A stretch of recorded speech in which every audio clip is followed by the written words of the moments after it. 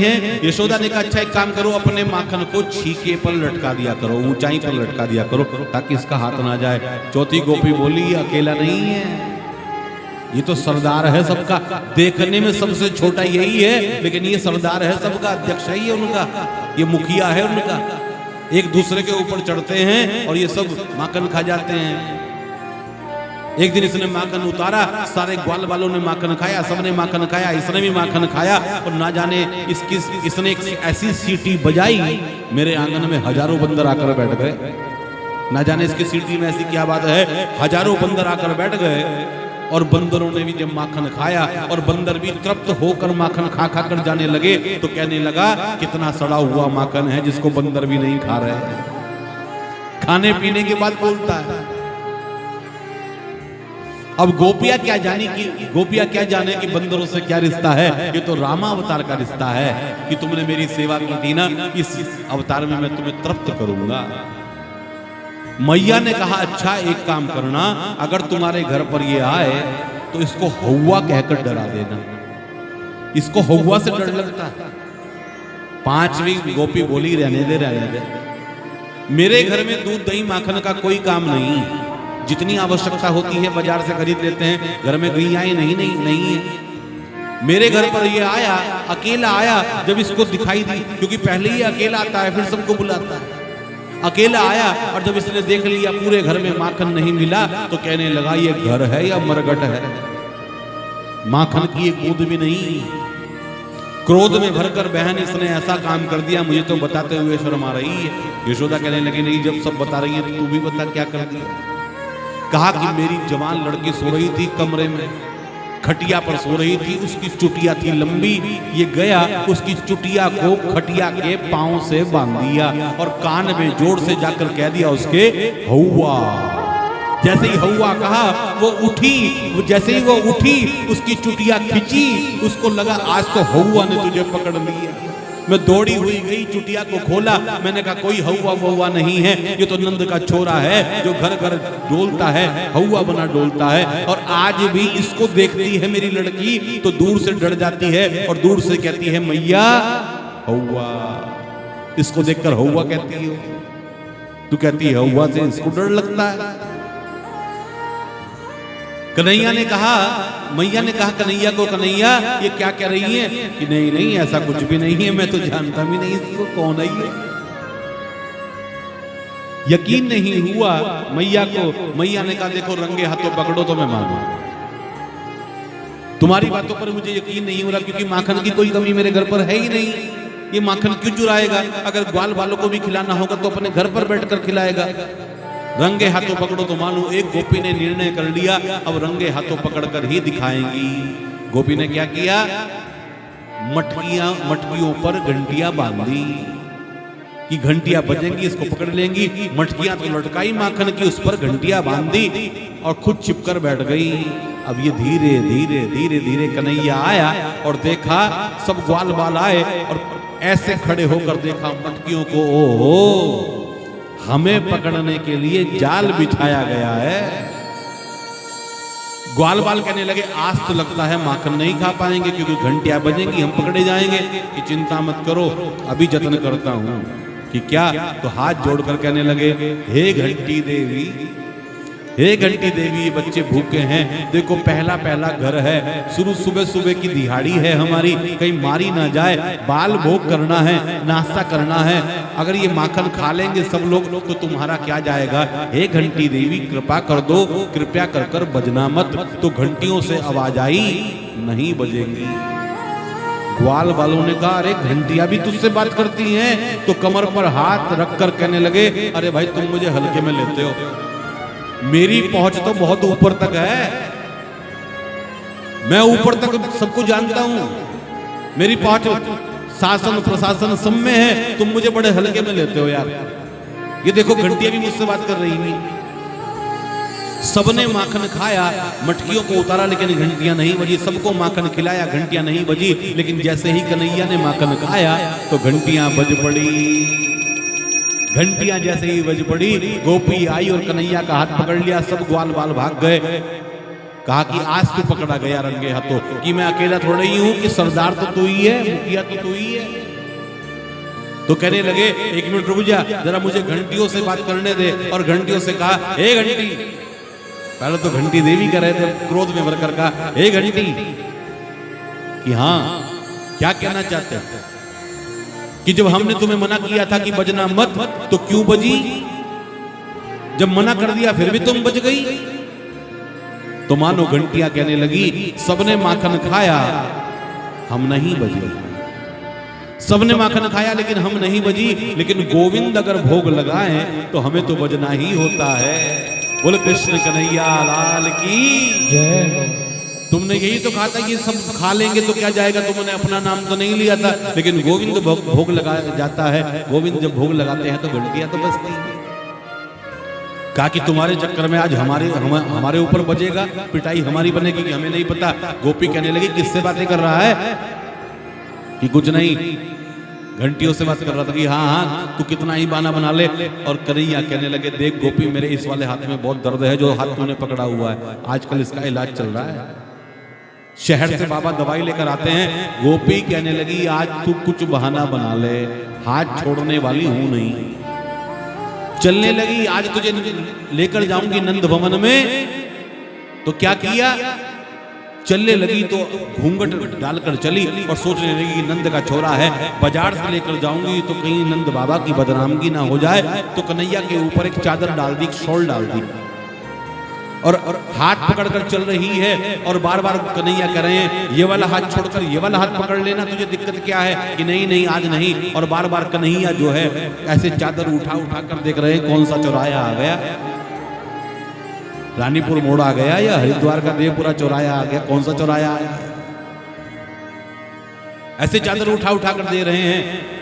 तभी बाजार से जा रही थी, तभी कहा, अच्छा तू पहले दूसरा हाथ पकड़ ले, फिर छोड़ देना। अब गोपी चल रही थी, पीछे से दूसरा हाथ पकड़ लिया, सोचा कि कहीं वाकई दर्द ना हो रहा हो। दूसरा हाथ पकड़ लिया, ये वाला हाथ छोड़ दिया और लेकर गई नंद भवन में। यशोदा को जाकर कहने लगी, अरे यशोदा, अरे यशोदा, देख तेरे कन्हैया को आज रंगे हाथों पकड़ कर लाई हूँ। सारी गोपियां वहां इकट्ठी हो गई। ये गोपी जोर से बोली तो यशोदा बाहर आई और कहने लगी, क्या हुआ? कि तेरे कन्हैया को आज पकड़ कर लाई हूँ। और चादर को हटाया तो यशोदा हंसने लगी।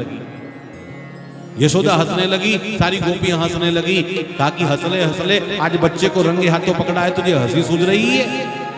यशोदा ने कहा, जरा देख तो ले किसका कन्हैया है, मेरा कन्हैया है तेरा कन्हैया? और जो घूम कर देखा तो अपने पति का हाथ पकड़े ला रही है। पति ने भी चादर से हटा कर देखा, अरे तू, मुझे क्या पता घूंघट में तू है, अरे तुम कहां से आ गए? कहा कि मैं तो चौराहे पर बैठकर ताश खेल रहा था, ये नंद का छोरा जा रहा था, चादर के नीचे से इसने मुझे इशारा किया, मैं इसके पास आया। इसने कहा, अरे ये गोपी मुझे जबरदस्ती नौता जिमाने के लिए ले जा रही है, मेरा भरा हुआ है पेट, तुम मेरी जगह नौता जीव लेना और दक्षिणा भी तुम ही रख लेना। नौते के चक्कर में मैंने तो हाथ पकड़ा दिया, मुझे क्या पता तू है। ऐसे लीलाएं कर रहे हैं भगवान, माखन चुराते हैं, मन को चुराते हैं। कि मैया तो से चुगली कीनी,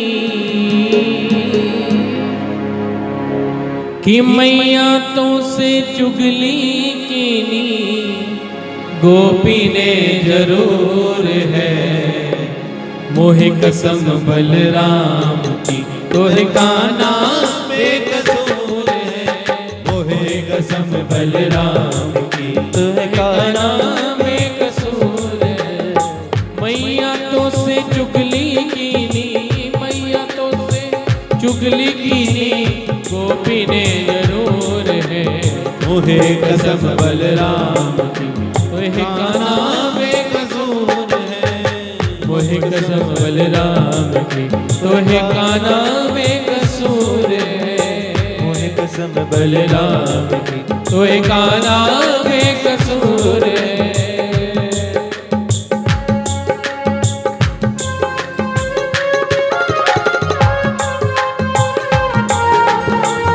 बोलिए माखन चोर भगवान की जय।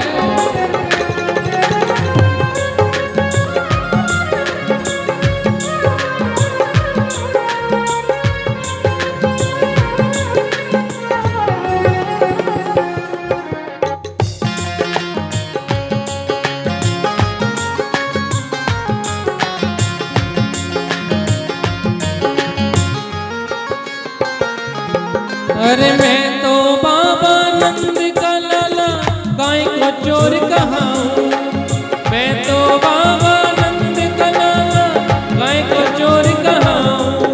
अरे मेरे घर में कौन कमी जो बाहर जाकर खाऊं। अरे मेरे घर में कौन कमी जो बाहर जाकर खाऊं। अरे बैठ कदम पर बंसी बजाऊं, कदम पर बंसी बजाऊं। अरे बैठ कदम पर बंसी बजाऊं, बैठ कदम पर बंसी बजाऊं। इतनी बात जरूर है, कोई कसम बलराम की, कोई गाना बेकसूर है। कोई कसम बलराम की, कोई गाना बेकसूर है। हाँ केसरिया बाल मामोनी पधारो मारे देश। सबरिया पधारो मारे देश। केसरिया बाल मामोनी पधारो मारे देश। सबरिया पधारो मारे देश। सबरिया पधारो मारे देश। मैया तो से चुगली कीनी, मैया तो से दोनों हाथ उठाकर ताली बजाकर। मैया तो से चुगली कीनी, मैया तो से चुगली कीनी। गोपी ने जरूर है, कोई कसम बलराम की, कोई गाना बेकसूर है। कोई कसम बलराम की, कोई गाना बेकसूर है। कोई गाना बेकसूर है, कोई गाना बेकसूर है। कोई गाना बेकसूर है। बोलो वृंदावन बिहारी लाल की, बोली छोटे से गोपाल की, आज के आनंद की। सुखदेव जी बता रहे हैं परीक्षित ऐसे भगवान लीला कर रहे हैं। गोपियां तो चाहती हैं ये कन्हैया आए और हमारा माखन चुराए, ये तो केवल दर्शन करने का बहाना है। माखन निकालती कन्हैया के लिए, लेकिन फिर भी वह दर्शन हो जाए इसलिए शिकायत करती हैं। और एक दिन नंद बाबा बैठे हैं। नंद बाबा का नियम है रोज शालग्राम जी की पूजा करते हैं। 1000 तुलसा पत्र से शालग्राम जी की पूजा करते हैं। शालग्राम भगवान के ऊपर तुलसा पत्र अवश्य रखा होना चाहिए। अगर आपके हाथ में तुलसा पत्र नहीं है तो चढ़ा हुआ तुलसा पत्र ही पुनः धोकर भगवान को अर्पण कर देना चाहिए। एक दिन बैठे नंद बाबा तो कन्हैया आए और कन्हैया कहने लगे, बाबा आप क्या कर रहे हैं? कि मैं शालग्राम जी की पूजा कर रहा हूं, अभिषेक कर रहा हूं, कि मैं बैठ जाऊं आपके पास? कि हाँ हाँ बैठ जाओ। और बैठ गए। बैठ गए तो फिर क्या था, कुछ सामग्री दूसरे कमरे में रह गई। नंद बाबा कहने लगे तू यहीं पर बैठना, मैं अभी सामग्री लेकर आ रहा हूं। वापस जब सामग्री लेकर आए और हाथ में तुलसा पत्र है, भगवान विष्णु का ध्यान किया, पात्र में जैसे ही चढ़ाने लगे तुलसा पत्र तो शालग्राम जी गायब हो गए पात्र से। ढूंढने लगे सामग्री में शालग्राम जी कहाँ चले गए, क्योंकि छोटे से तो होते ही हैं। गोल गोल शालग्राम जी को ढूंढने लगे तो कहीं नहीं मिले। तो कहा कन्हैया यहाँ पर अभी शालग्राम जी रखे थे, तूने देखे हैं क्या? तो आवाज आई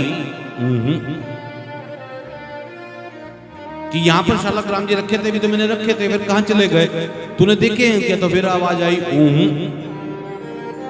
सब जगह ढूंढ लिया, कहीं नहीं मिले। और जब कन्हैया की ओर देखा तो मुंह फूला हुआ है। मुंह फूला हुआ है।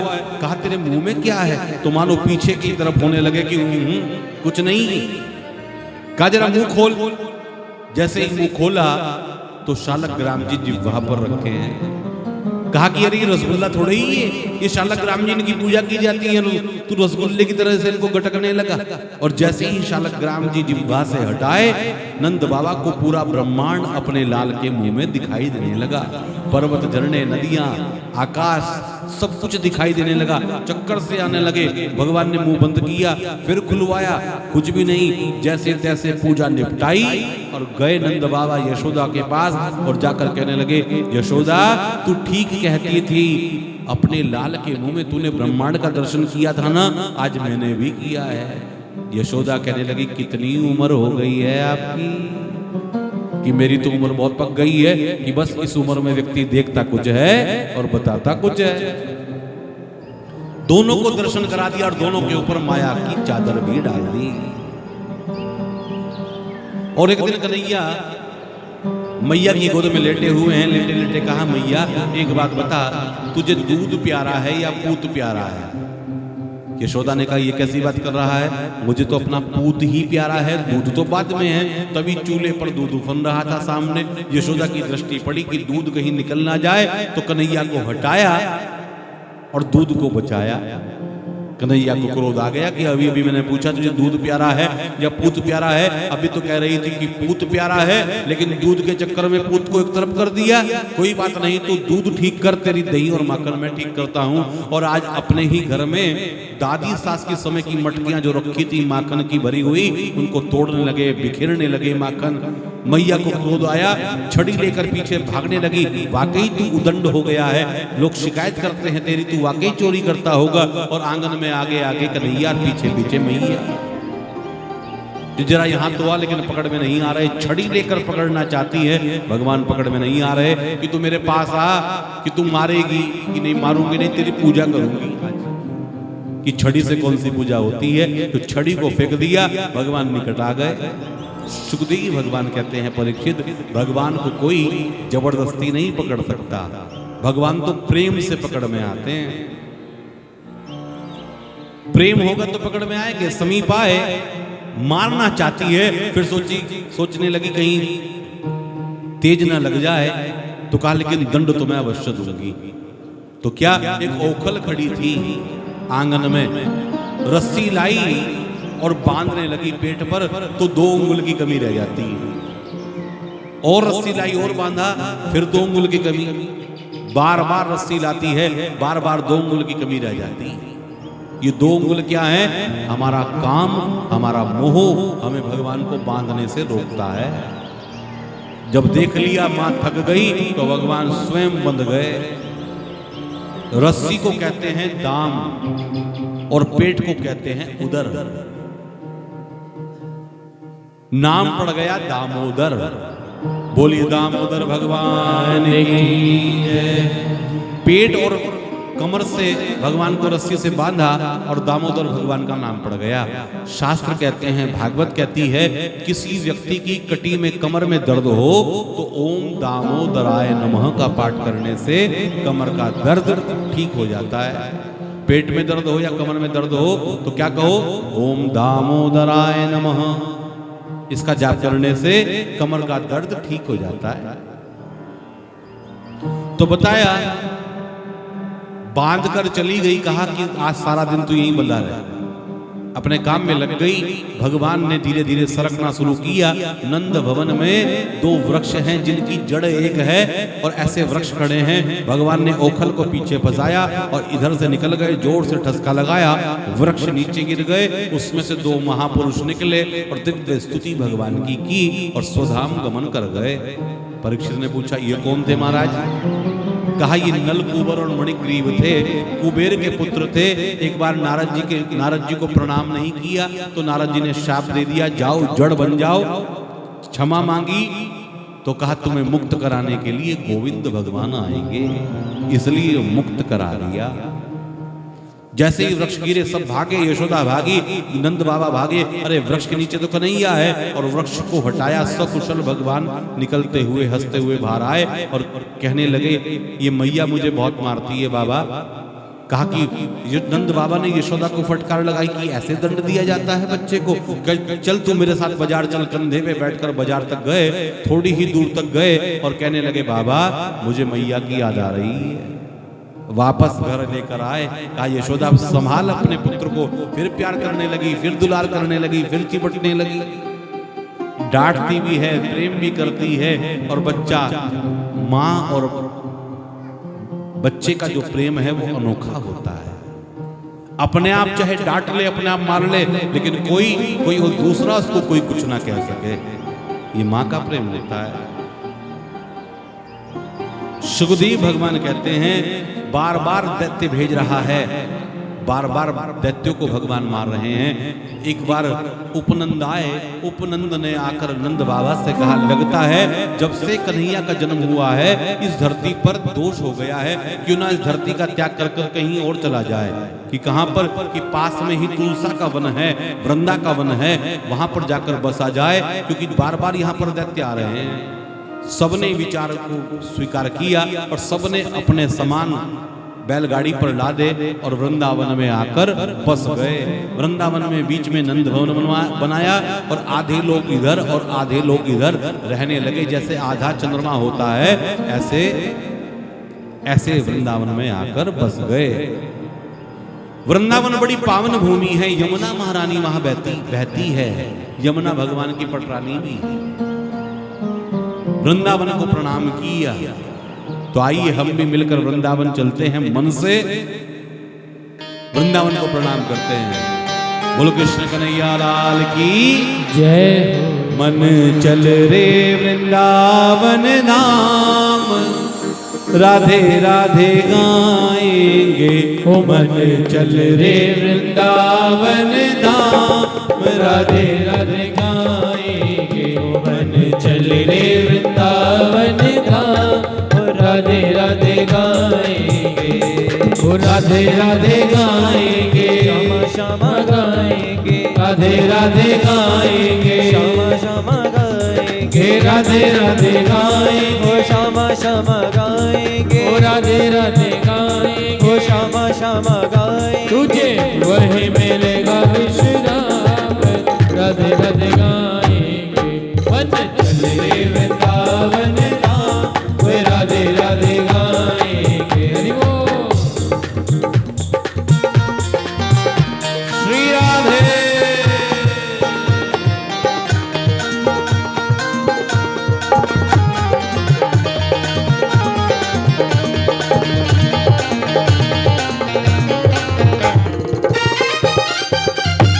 जय जय वृंदावन बिहारी लाल की जय हो।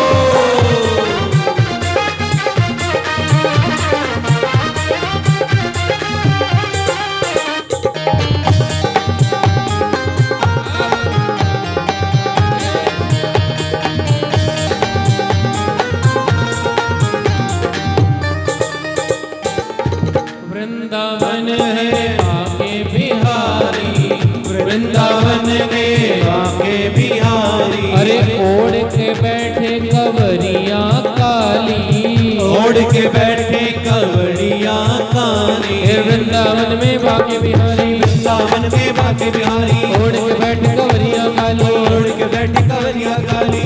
वृंदावन में बाके बिहारी, वृंदावन में बाके बिहारी। अरे ओढ़ के बैठे कवरिया काली, ओढ़ के बैठे कावरिया काली। तुझे वही मिलेगा। जय हो। राधे राधे जय हो। मुझे वही वृंदावन धाम, राधे राधे गाएंगे, श्री राधे राधे गाएंगे, राधे राधे गाएंगे, राधे राधे गाएंगे, श्यामा श्यामा गाएंगे, राधे राधे गाएंगे, श्यामा श्यामा गाएंगे, राधे राधे गाएंगे, श्यामा श्यामा गाएंगे, राधे राधे गाएंगे, श्यामा श्यामा गाएंगे, राधे राधे गाएंगे, श्यामा श्यामा गाएंगे। ये वृंदावन धाम राधे राधे गाएंगे। मन चल रे वृंदावन धाम, राधे राधे गाएंगे। जय जय श्री राधे।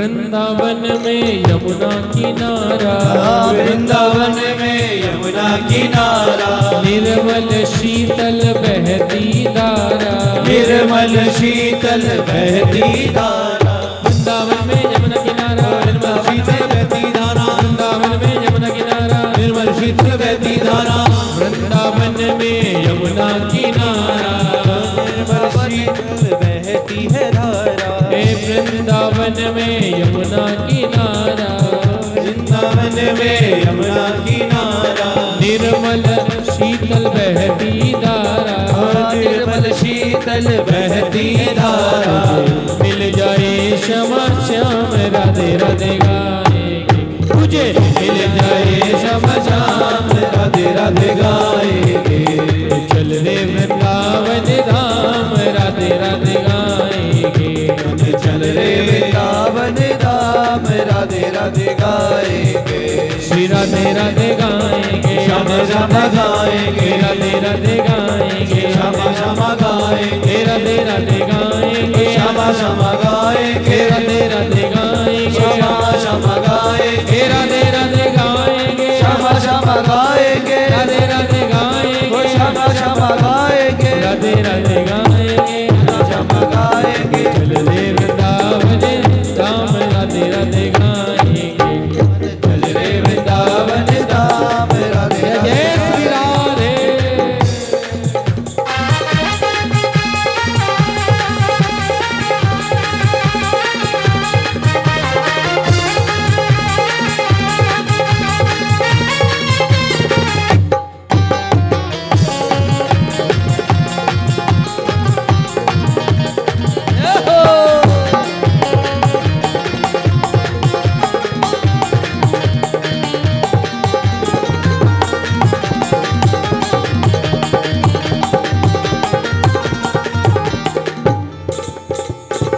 श्रीनिधिवन की शोभा है न्यारी, श्रीनिधिवन की शोभा है न्यारी, श्रीनिधिवन की शोभा है न्यारी, ओ श्रीनिधिवन की शोभा है न्यारी, हरिदास झुके बांके बिहारी, ओ हरिदास झुके बाके बिहारी, हरिदास झुके बांके बिहारी, ओ हरिदास झुके बाके बिहारी, श्रीनिधिवन की शोभा न्यारी, श्रीनिधिवन की शोभा न्यारी, हरिदास झुके बांके बिहारी, हरिदास झुके बाके बिहारी, बन जाए तेरे बन जाए तेरे बन जाए बिगड़े काम राधे राधे बन चल रे वृंदावन धाम राधे राधे गाएंगे, हे वृंदावन है धाम निराला, वृंदावन है धाम निराला, वृंदावन है धाम निराला, वृंदावन है धाम निराला, बन जाए बिगड़े काम राधे राधे गाएंगे,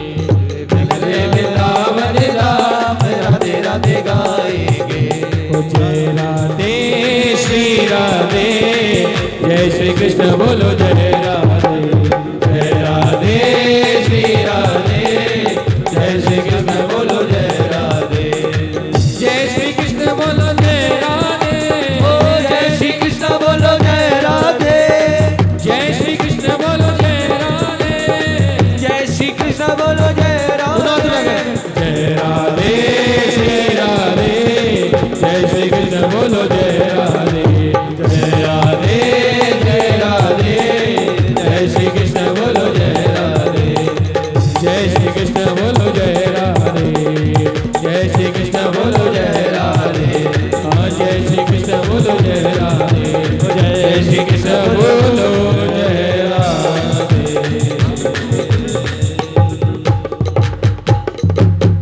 जय जय श्री राधे, जय जय श्री राधे, जय जय श्री राधे।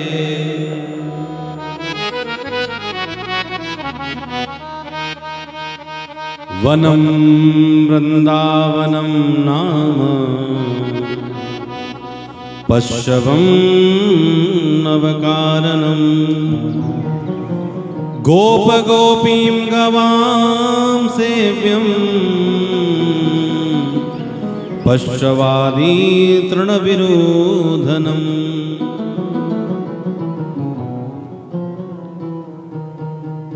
बड़ी पावन भूमि है वृंदावन। सब बस गए वृंदावन में और बाबा से कहा, नंद बाबा से कन्हैया ने कहा, बाबा हम वृंदावन घुमाएं?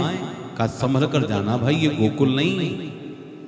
ग्वाल वालों के साथ गए तो बकासुर के रूप में, बगले के रूप में दैत्य भेजा कंस ने। भगवान गए, समीप दोनों चोंच को पकड़ा, बीच से चीर दिया, समाप्त कर दिया। एक के बाद एक दैत्य भेज रहा है, भगवान सबको समाप्त कर रहे हैं। भगवान ने एक दिन मैया से कहा, मैया हम बड़े हो गए हैं, अब हम गैयाओं को चराएंगे। मैया ने कहा, अभी इतने बड़े नहीं हुए, पहले बछड़ों को चराना सीखो। तो छोटे छोटे बछड़ों को लेकर वन में जाते हैं, सुबह जाते हैं, संध्या के समय वापस आते हैं। नित्य प्रति का नियम है भगवान का। नित्य प्रति ऐसे ही करते हैं, ग्वाल वालों के साथ जाना, बछड़ों को लेकर और संध्या को वापस आ जाना। एक दिन भगवान ने कहा, कल हम वन में ही भोजन करेंगे, सब ग्वाल वाल अपने अपने घर से भोजन लेकर आएंगे।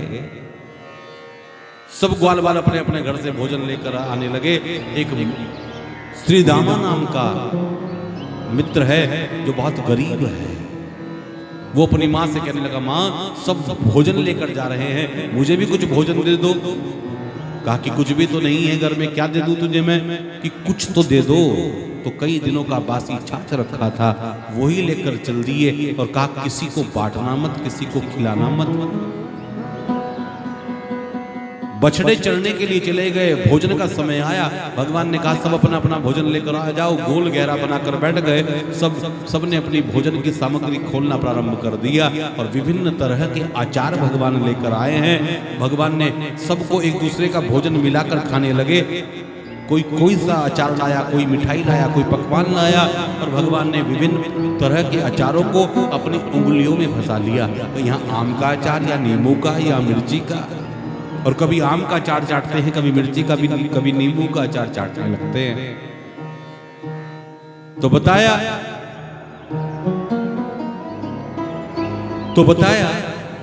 वनभोज होने लगा। तभी श्रीदामा दूर बैठा है। श्रीदामा दूर बैठा है, दूर बैठा हुआ श्रीदामा को भगवान ने कहा, अरे श्रीदामा कहाँ चला गया? देखा दूर बैठा है, अपने पात्र में बासी छाछ लेकर आया है, बीच में बैठकर शर्म आ रही है कि मैं अपना भोजन किसी को दूंगा तो लोग क्या कहेंगे, ग्वाल वाल क्या कहेंगे। सबने कहा अरे श्रीदामा वहां बैठा है। कन्हैया ने कहा मैं बुला कर लाता हूं। जब तक भागे भगवान श्रीदामा की तरफ, तब तक श्रीदामा ने तो पूरे पात्र को पी लिया ताकि पता ना चल पाए कि वो बासी छाछ है, खट्टा छाछ है। पूरा पी गए, पात्र खाली हो गया। भगवान ने देखा पूरा पात्र खाली हो गया, कहा कि श्रीदामा रुक जा, भोजन बांट कर करना चाहिए। मुंह से बाहर निकलने लगा तो भगवान मुंह चाटने लगे श्रीदामा का और कहने लगे इतना स्वादिष्ट भोजन लेकर आया है, अकेले अकेले खा रहा। श्रीदामा रोने लगा, कहने लगा मैं गरीब हूं ना, कई दिनों का बासी छाछ लेकर आया था, इसलिए बीच में बैठकर मैं भोजन नहीं कर पा रहा था। हाथ पकड़ा भगवान ने, लेकर आए, सबके बीच में बैठाकर अपने हाथों से भोजन कराया और कहा तुझे मेरी सौगंध कर तूने अपने आप को गरीब कहा। अरे तो मेरा मित्र है, तू गरीब कहां से हो गया? भगवान का जो भजन करता है वो कभी गरीब नहीं होता। भले ही धन नहीं है लेकिन भगवान का संग तो है। इस दृश्य को जब मुंह चाट रहे थे तो ब्रह्मा जी ने देख लिया। ब्रह्मा जी को शंका हो गई कि ये नारायण नहीं हो सकता, ये नारायण नहीं हो सकता, ये तो झूठा मीठा खा रहा है। तो क्या परीक्षा लेना चाहा ब्रह्मा जी ने सारे बछड़ों को एक गुफा में बंद कर दिया। संध्या के समय जब बछड़े लौट कर नहीं आए, ग्वाल वालों को चिंता हुई हमारे बछड़े कहाँ चले गए।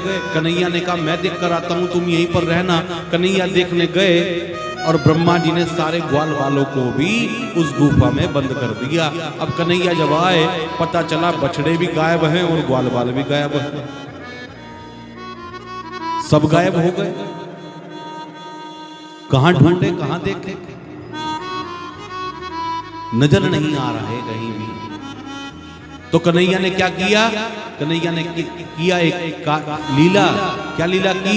कन्हैया ने जितने बछड़े थे और जितने ग्वाल बाल थे उतने ही रूप अपने बनाए।